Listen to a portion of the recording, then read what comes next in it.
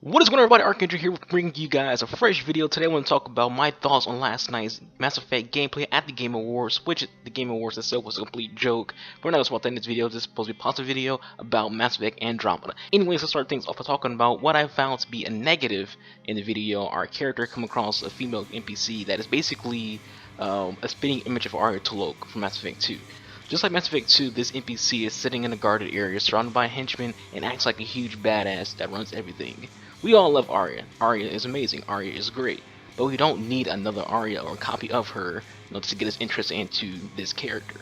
This character comes off as a poor version of Arya, and frankly I'm shocked that the character doesn't just randomly say don't fuck with Arya. And it's just weird. Like, I feel like if you want to have like this little badass NPC, have like a different flavor to it, but her introduction just looks exactly like the image we see of Arya in Mass Effect 2. Don't fuck with Arya. Aside from that, the game looks astonishing. I keep saying this every time we see gameplay from Mass Effect Andromeda because it's true. It looks amazing graphically. Just the art style itself is amazing. The new ship we have, Tempest, looks freaking cool. We also got to see two more squad mates, a female Turian and a male Krogan. This is the first time in Mass Effect that we have a female Turian in our squad as a full-time squad member. In the Omega DLC for Mass Effect 3, we temporarily had a Turian female in our squad, but that was only for those few DLC missions. You couldn't use her like outside of DLC. It was just those few missions, and that was basically it.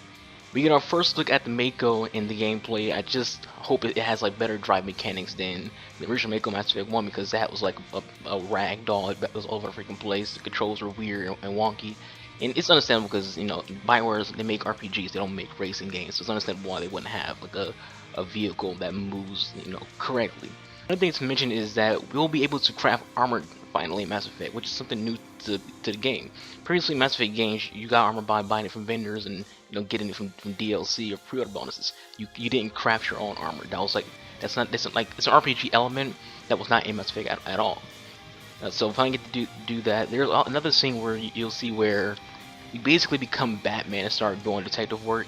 Kind of weird to see that. You know, Mass Effect has always had like little weird fetch quests, miscellaneous quests, but this is like the first time we see like some kind of detective work going on with Mass Effect that doesn't have anything to do with like the actual story itself.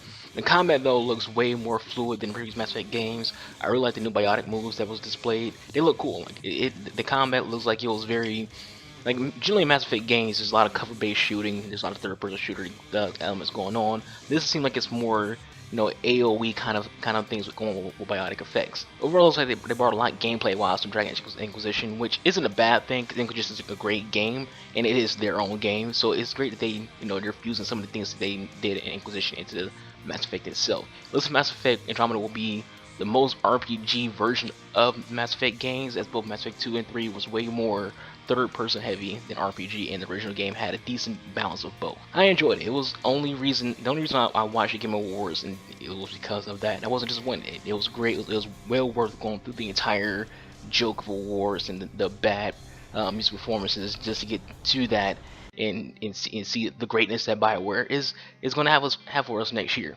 Anyways, guys, that's it for me. Hope you all enjoyed this video. Please leave your thoughts in the comment section below. Thank you all for watching. Enjoy your weekend.